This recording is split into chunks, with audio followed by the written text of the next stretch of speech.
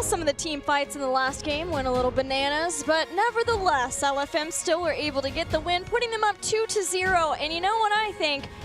Fury gets murdered twice, LFM wins twice. Coincidence? I think not. That's the answer to Jin's Diablo, we found out. Yep.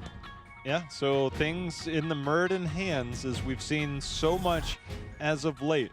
Is Johanna a response on certain teams? Is a different battleground in order to kind of stop the onslaught? The team fighting has been frequent and furious. There was a time in the bot lane, I acted this out off screen, that No Tomorrow walked to this side, fought in front of the fort, and then they ran away, and LFM's like, oh, I'm going to follow, and they fought. And then they started to walk away, and then No Tomorrow, it's like a rubber band, like back and forth over and over. And I'm like, man, they are all in. They are trying to prove a point in that bottom lane. I've never seen a period of time like that in a game. I've never seen a rubber band like that. Sky Temple is where we're going for Game 3 between No Tomorrow and LFM Esports. LFM has picked this one, and this is an old classic for LFM, J-How. Yeah, they still have success on this battleground. I'm expecting something unique. From whom? Potentially both of them. But I would say more, it depends on how much of their earlier part philosophy they want to bring to this now that Jen is here. Because they've had some strategies that I know that they have on this battleground. No Tomorrow? No Tomorrow that they've used. I just don't know if this is the time they'll pull it out, but there are definitely some things that they are capable of doing on this battleground that they will do that they won't do on other battlegrounds. So, and it's reliant on draft and the way that they play it. We'll see if it comes out here. You'll know it when you see it. All right. I don't want to give anything away because it's not public, so. He has spoken his piece on the pocket strategies of No Tomorrow. Sky Temple is such an interesting one because where you would used to see LFM pick this map is because they were a team fighting team. They were willing to possibly fall behind, or whether they were willing or not, often fell behind. And then on this battleground is one where they could get back in with a late game team fight, often revolving around the boss. And though that's still a possibility, a lot of teams have gotten so good at getting an early lead based on the camps and the rotations around that. And then with the first couple of temple phases that you can play more toward what we saw from LFM on Dragonshire, that calculated approach, that waiting out, that forcing of rotations in your opponents. And it's something that LFM has shown more patience than No Tomorrow so far in the series. Well, patience sometimes comes at the hands of an Abathur, because it allows you to be patient because you can mule and heal up structures. That will not be the case here, as LFM will be banned out. Or Abathur will be banned out by LFM. LFM will not be banned out by Abathur. Pretty sure that's impossible. No. We'll have to check the rule book just to confirm. Dahaka's also been taken away, so this is just a global focus anyway. I understand No Tomorrow wanting to take Dahaka away because the global was part of the equation of why LFM could be patient on Dragonshire, but also it's just a good pick for Swabs. Swabs can play other heroes very well, but there's something special about his Dahaka. LFM will ban out the Urel. No Tomorrow. They have the choice. Is there a Hanzo Murden in the mix? Because in 2 games, LFM, Murden, Hanzo has come after the first pick for their first 2 picks. Both of them very well in the capable hands of Fury. On the Murden and the Hanzo, we know how strong Hanzo can be.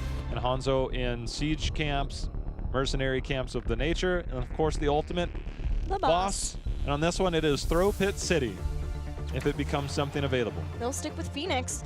First pick Phoenix every game for No Tomorrow. They've clearly come in with a game plan. They're sticking to it with that first pick.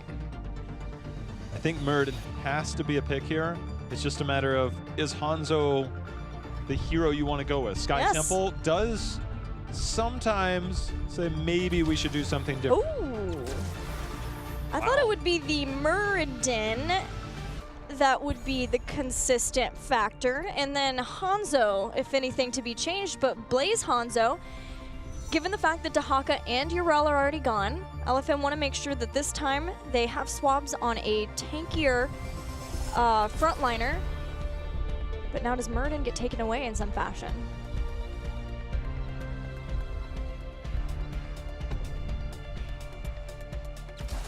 Dibbles. They like the lightning breath into the salvo. And no tranquility this time, which was a saving factor for LFM in team fights. But there's a giant bunker. That's true. Unless we get Bunker Buster, which with the Diablo, probably not. Yeah, because then you don't have the planet or the purification salvo with the lightning breath. But that's a fair point. What if Blaze you is could still cast there. both, though? Well, then you would probably be OP. More so than he already is? I see what you did there. Take the Thrall out of the slow equation. It's like, look, if I can add multiple slows and get all this control with salvo, you take that away. LFM should know that Raynor is going to join that then, because No Tomorrow have played Raynor with this Phoenix throughout the series. But now no Muradin.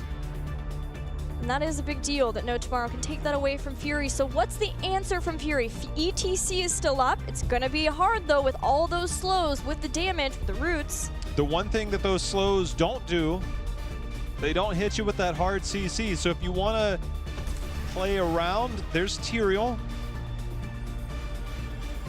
So that is not explicitly Fury in this case. Remember that Figgy used to be the tank player for this team. One of his most played heroes was Tyrael.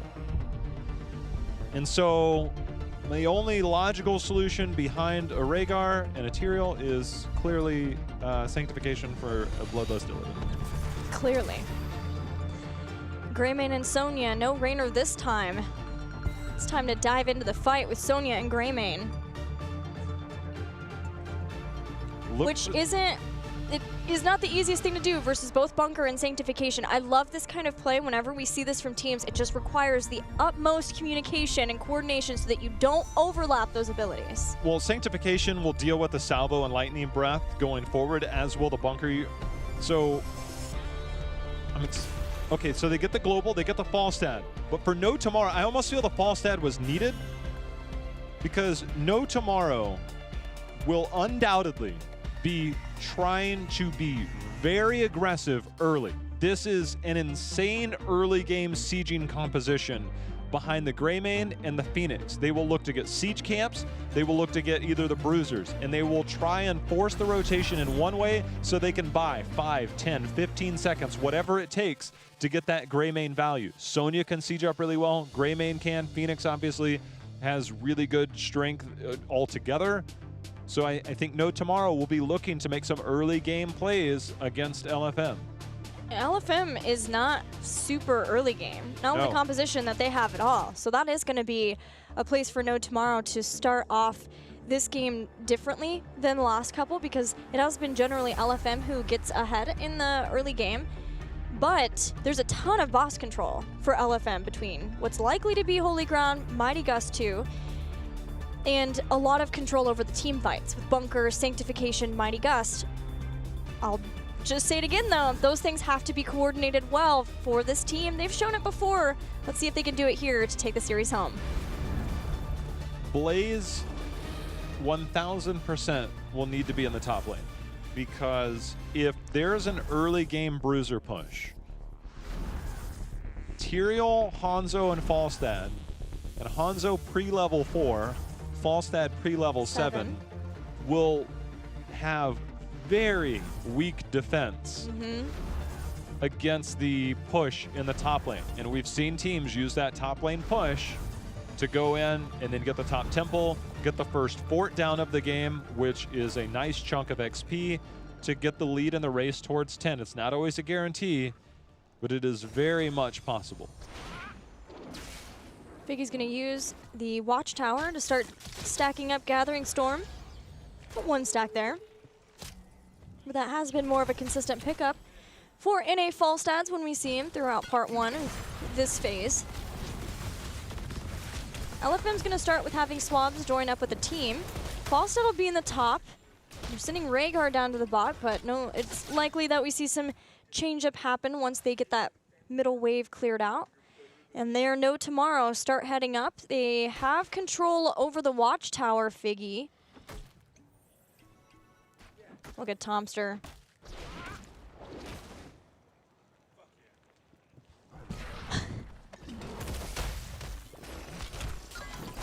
as we continue. The number one thing to keep an eye on will be the rotation towards the camps. Sonya has already started to make the rotation over, and this is the camp, the push power that we will see. Phoenix does something, I don't think he's going for that siege camp. Phoenix will have a safe rotation to mid and bot. He has good clear if he needs to be that. If he stays there too long, I think they're going to need somebody to get that mid soak. But No Tomorrow will look to force an advantage. It looks like they're going to be doing it in the bottom and not the top.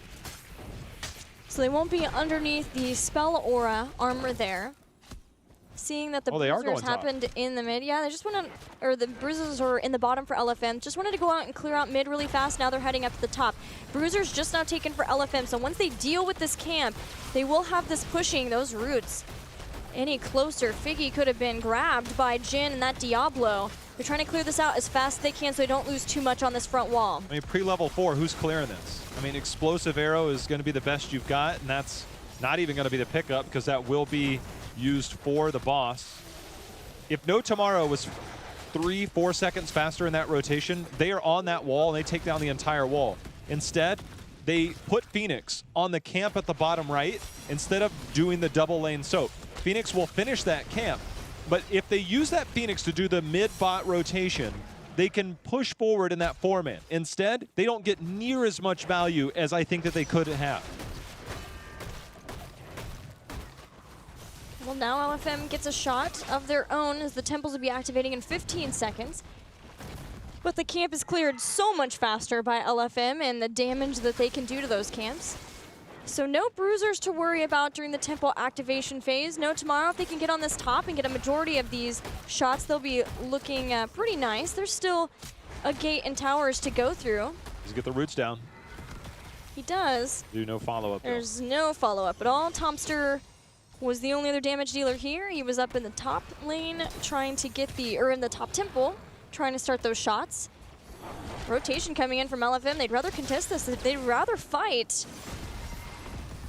It's a 4v3 momentarily, but Greymane will be here. They also establish control over the vision. As once Greymane came in, that forced LFM to back out. Yeah, I was interested to see that choice given that LFM, they're heroic based with sanctification. Obviously, Blaze can do some damage and has jet propulsion for the lockdown, but they're still trying to stack up Figgy, trying to get Tyrael to 10. I'm surprised to see that they're trying to take that fight. This is going so incredibly well for No Tomorrow. They've picked up 7. Even if they walk away now, Figgy gets charged upon. They got the entirety of the top. Jen, if No Tomorrow survives this, they've already claimed a majority of the shots to this point, and if they get even more, this is so much early game structure damage. Well, LFM feeling the pressure from that. Try to get back onto the point yet again. Swabs is here, but he is half health. They were doing what he can to heal back up as Swabs. Jet propulsion's in. They're just trying to bring down Jen, and Jen is not fully stacked at all, but they just can't do so. LFM gets forced back for a second time on this shrine. Wow. This is a ton of structure damage that No Tomorrow has put on. So they should inevitably, No Tomorrow should inevitably take down this top fort, but I want to put this into context. When I mentioned earlier, if they had made that rotation 2 to 3 seconds earlier, then they don't have to come back up here. That push when they got the Bruiser camp originally, it minimized the amount of damage that they put onto that wall. That 2 to 3 seconds is all it took to take down enough damage for that top temple to finish that off. If they make that rotation 2 to 3 seconds faster, that top fort is already down. They don't have to commit the resources to that top lane, which they committed 2 people, and they could be forcing action elsewhere on the map. That is the difference that 2 to 3 seconds can make with this style of composition in your rotation. Yeah, and the rotation up to the top meant that LFM could get their giants and push along with them. They get the front wall there now. Keeping Jin low now, though they surely can't bring him down, not yet. No Tomorrow has a lead, most notably in the structures, being able to take down that fort. Also the front wall and well in the mid. But both wells still exist, and LFM and being able to get that front wall down in the bot. If they can catch up, make sure that they have heroic abilities or close to so that they can be able to contest this next temple. This could be a place for them to catch up. The Falstad factor. See if it comes in. He just harned. That will allow him to rejoin a fight. Wizen Duelist was the pickup for Greymane, which is why he was willing to trade out there in the middle just for stacks. Every time you're in Worgen form, you get more stacks as opposed to the stacks that you get while you're in human form. So a commitment there, level 10. As soon as this goes down, there it is. Picked up by No Tomorrow. We can expect a Lightning Breath and a salvo behind it. But for Greymane, will you be trying to rip apart one health bar in the form of a Cursed Bullet? Instead, it's going to be the go for the throat. Falstad took the Watchtower, then headed up. Being able to have that means that he has a lot more vision around rotations and can try to use that to his advantage when he starts to look for a fly down.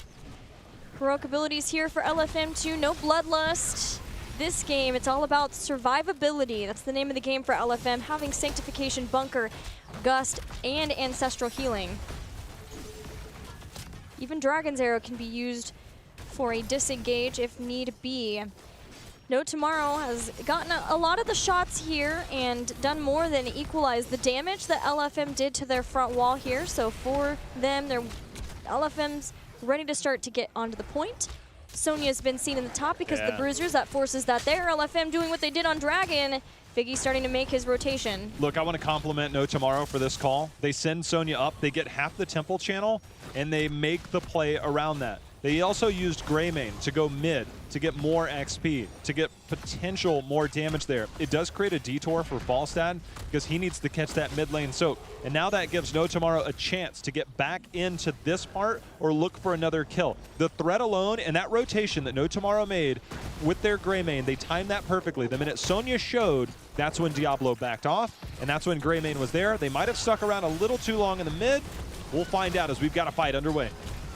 Bunker usage and the Gust so that Swabs can back out of there, both lower cooldown. Same with the Dragon's Arrow, which was used from Hanzo, but only Wrath of the Berserker used for Sonya means that No Tomorrow has a good heroic advantage here. They'll use that time, use that threat of that to get in and steal Giants away. Both of these forts in the bottom lane are low, so whoever can get the jump on this, whoever can take down the fort is going to get the experience boost. And for No Tomorrow, that means trying to get to 13 faster. They're going to get there. They still have Lightning Breath. See if he rips it. Jin, he just has to get in position, but that charge is there. Go for the throat. Able to rip. Well, actually, I don't even know if that was used. And here we go. Here comes the damage. Lightning Breath is there. Now Shrite is going for the throat as he confirms another kill with 2 kills. Fort down. They've established control, and they will move directly over to the boss. And LFM, they have all of that boss control, but with no members up, and this amount of damage coming out between Phoenix and Greymane, this will be an easy pickup for No Tomorrow. Exceptional stun lock around Fury so that he couldn't get him Sanctification. Finally, Ancestral Healing was used, but this isn't 13. There's no Earth Shield to give you those little bit of more time so that you can get the Ancestral behind that. And waiting maybe slightly too long, maybe just the communication, thinking you'd be able to get into Sanctification. It's the onus on LFM with this kind of composition. They have all the means of survivability. It's just a matter of who needs to use it and when in order to survive what No Tomorrow's throwing at them. For now, it's surviving the boss, which it's earlier on, not quite 10 minutes into the game, but knowing that someone has to be here to defend this, No Tomorrow moves up to the mid, trying to take down that final fort. Yeah, just threatening mid-keep buys time for that boss to push, and every second you get in defense of the boss means that you get more control over the rest of the battleground. Everything that No Tomorrow is doing right now is better than what we've seen from them before. So their shot calling in this game, we saw some tough late game decisions before, but right now, things 10 minutes in are looking very good for this team. Well, 13's here for LFM, and they're ready to get back into the battle. Holy Ground now here for LFM, and Tyrael gives them a lot more possible control. Swaps got thrown into range of Jin. But Jin's playing this out slowly. There's a Holy Ground separating Casanova out. Get ready for the combo because it's available if No Tomorrow want to take it. Swabs diving into the back line, but Jay Shrita taking down a Falstad already is a great start to this fight for No Tomorrow. The go for the throat has been doing work. There's the cleanse onto Swabs. The Dragon Arrow will save his life. With Dragon Arrow, he is dead. The damage is done for No Tomorrow. That was another fight. They really didn't need to take, but they chose to take it. And by taking that, they've now established control. Shrite will throw the cocktail over for vision. We'll see if we get the fire stomp and then the dive over. Instead, the threat is there. They get the entire middle temple. Now the bottom temple. No Tomorrow is blowing this game wide open. They are on quite the tear, and I can't help but feel like a lot of that comes down to Fury being on Tyrael instead of Muradin. It's a different playstyle for LFM. Feels different, right? And as we've seen for LFM, those different playstyles just don't pack the same kind of punch that LFM likes to have. We'll see if this can change now. Fury has a holy ground, uses it to separate Jin away, but it's Jin. It's going to take a while to bring him down with the self-healing of his Fire Stomp. Swaps goes in, looking at Tomster. Jay Shrita and Casanova showing up to the party bunker, immediately use everything up now as Dragon's Arrow comes back online for LFM. Tranquility and Wrath the Berserker being used. Wrath is the Berserker there. Both teams back off. So close to 16. There's no need in risking this. They also can't afford to rip the Lightning Breath and the Salvo because Sanctification is still up. But now with 16, they can start to move their way in. Talent tier advantages firmly in their favor will allow them to go ahead and finish this channel. LFM has not gotten a single fourth. They have a camp against them top. No Tomorrow, don't want to give them any place, any hope of trying to get back into this. The separation from the Gust. Holy Ground 2 on the camp. LFM uses Sanctification and Ancestral Healing to keep the front line alive. They have to deal with so many threats at the same time. Jin, they want to bring him down. They want to reset the souls. They just can't get that. Tomster goes into the back line now. He gets stronger and stronger, having nerves of steel. Nobody is going down for No Tomorrow, and LFM not being able to get kills, not being able to take down structures, not getting anything there, is falling massively behind. No Tomorrow team this game. The early game wasn't as pristine as I would have liked to have seen, but the top lane focus and then the mid-temple control during the first temple phase still very surprising.